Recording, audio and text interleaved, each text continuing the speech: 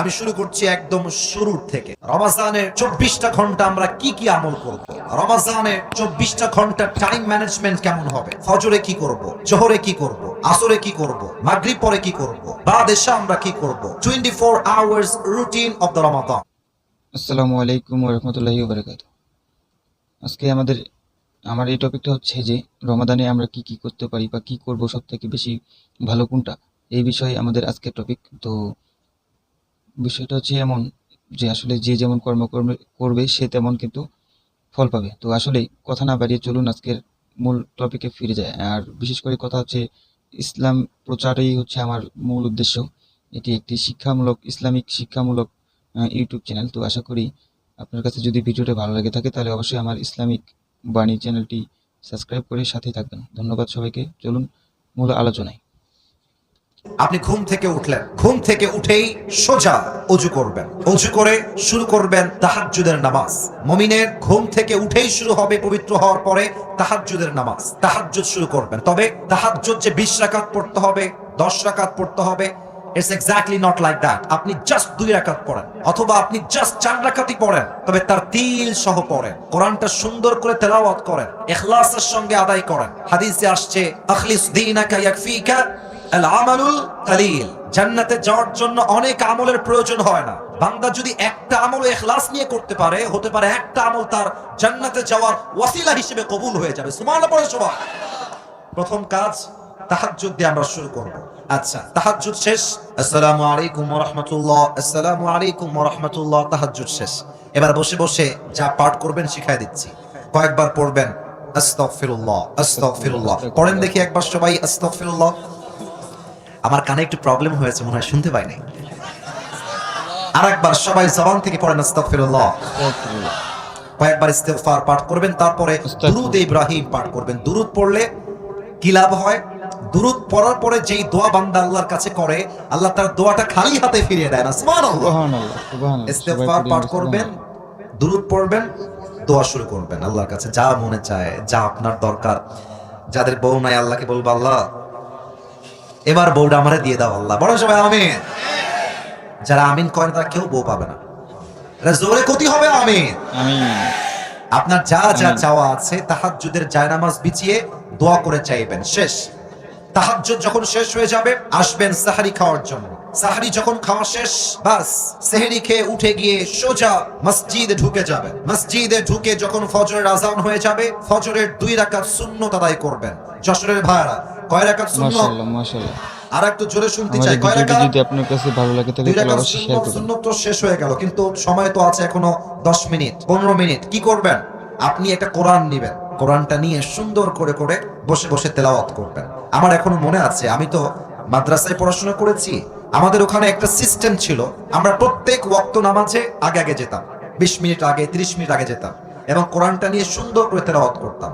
আবার যখন ইকামত দিত, কোরআনটা রেখে আমরা নামাজ আদায় করা শুরু করতাম। অতএব ফজরের সুন্নত আদায় করার পরে বসে বসে, ডোন্ট ওয়েস্ট ইওর টাইম, বসে বসে কোরআন তেলাওয়াত করবেন। রাজি আছেন তো ইনশাআল্লাহ? আচ্ছা, ফজরের নামাজ শুরু হয়ে গেল, নামাজ শেষ। সালাম যখন ফিরিয়ে ফেলবেন, সকলেই আয়াতুল কুরসি পাঠ করবেন। হাদিসে আসছে, যেই বান্দা প্রত্যেক ফরজ নামাজের পরে আয়াতুল কুরসি পাঠ করে, লাম ইয়ামনাহু মিন দুখুলিল জান্নাহ ইল্লাল মাউত, তার মাঝে আর জান্নাতের মাঝে কোনো দেওয়াল থাকে না, জাস্ট মৃত্যু ছাড়া। ও বান্দা মৃত্যুবরণ করে না, তাই সে জান্নাতে যায় না, মরলেই সে জান্নাতি হয়ে যাবে। সুবহানাল্লাহ, সুবহানাল্লাহ। আয়াতুল কুরসি পাঠ করবেন। এবার আরেকটা আমল শিখাই দেই, আমার সঙ্গে সবাই পড়েন আউযু বিল্লাহিস সামিউল আলিম। আউযু বিল্লাহি মিনাশ শাইতানির আলিম। মাশাআল্লাহ, আওয়াজ এসেছে। মিনাশ শাইতানির রাজীম। মিনাশ শাইতানির রাজীম। এখনই যে মুখস্থ হয়ে যাবে ব্যাপারটা এরকম নয়। মিডিয়ার লোক বসে আজকালকে আপলোড হয়ে যাবে এইটা, অর্থাৎ আউযু বিল্লাহিস সামিউল আলিম মিনাশ শাইতানির রাজীম, এইটা পড়বেন। তারপরে সকলেই সূরাতুল হাশরের শেষ আয়াতগুলো পড়বেন। হুয়াল্লাহুল্লাযী লা ইলাহা ইল্লাহু আলিমুল গায়বি ওয়াশ শাহাদা হুয়ার রহমানুর রহিম, শেষ পর্যন্ত পড়বেন। এই আমলটা যেই বান্দা করবে, একটা লাভ বলে দেই, তার পুরো দিনের সমস্ত বিপদকে আল্লাহ নিজেই দূর করে দিবে। সুবহানাল্লাহ, বলেন সুবহানাল্লাহ। সূরাতুল হাশরের শেষ 3 আয়াতের আমল শেষ। এবার আপনি বাসায় ফিরে আসবেন। বাসায় এসে বসে বসে কোরআন তেলাওয়াত করবেন। কোরআন তেলাওয়াত যখন শেষ হয়ে যাবে, যখন সূর্য উঠে যাবে, আলো হয়ে যাবে, আপনারা সবাই ইশরাকের নামাজ পড়বেন। এর লাভ কি?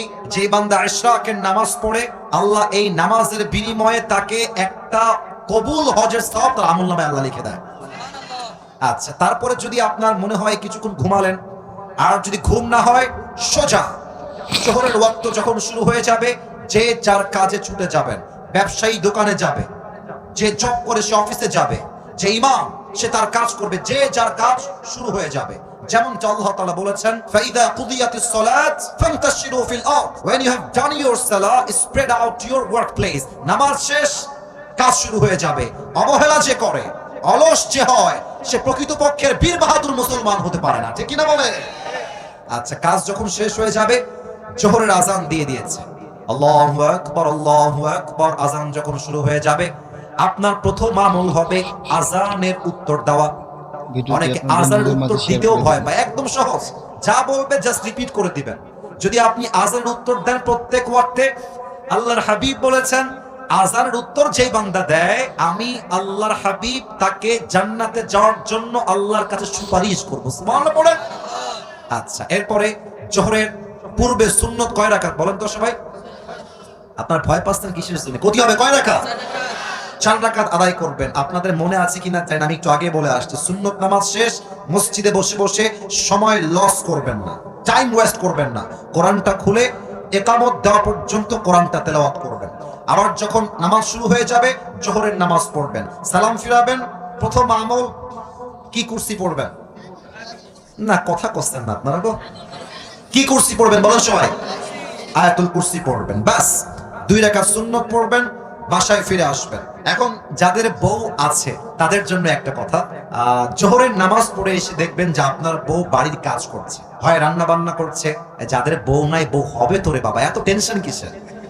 আগে শোনো, আগে শোনো আমার কথা শোনো, আমি তোমাদের কথা একটু পরে বলবো। ওয়েট, একটু ওয়েট করো।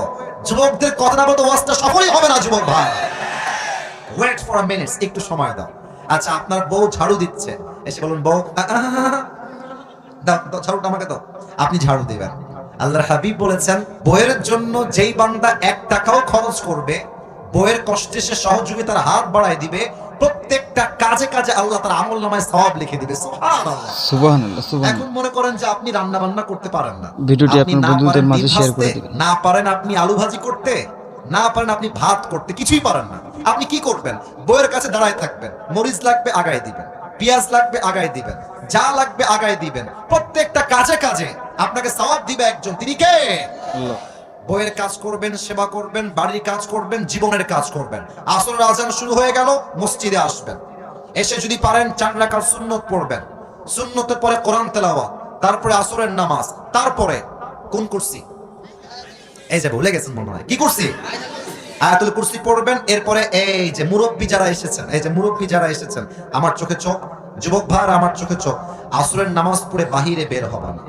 তোমাদের পায়ে হাত রেখে আবদার রাখলাম, আসরের পরে প্রত্যেকটা এলাকার মসজিদে তালিম হবে, প্রত্যেক এলাকার মসজিদে কোরআন শিক্ষা হবে, প্রত্যেকটা এলাকার মসজিদে আসরের নামাজের পরে দ্বীনের শিক্ষা হবে, কোরআন শিক্ষা হবে, ওয়াজ হবে, ফজিলতের কথা হবে। আল্লাহর হাবিব বলেছেন, যেই বান্দা আসরের নামাজের পরে দ্বীনের চর্চা করে, দ্বীনের প্রশিক্ষণ দেয়, প্রশিক্ষণ নেয়, আল্লাহ তাআলা আমলনামায় কবুল হজের সওয়াব লিখে দেয়। সুবহানাল্লাহ সুবহানাল্লাহ সুবহানাল্লাহ। ভিডিওটি আপনার বন্ধুদের মাঝে শেয়ার করে দিন। আমি কিন্তু শেষের দিকে চলে এসেছি।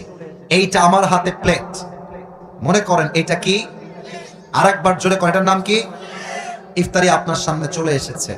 অনেক ছেলে পেলে খুব বদমাইশ, ইফতারি সামনে রেখে গার্লফ্রেন্ডকে মেসেজ দেয়, জান তুমি কি খেয়েছো?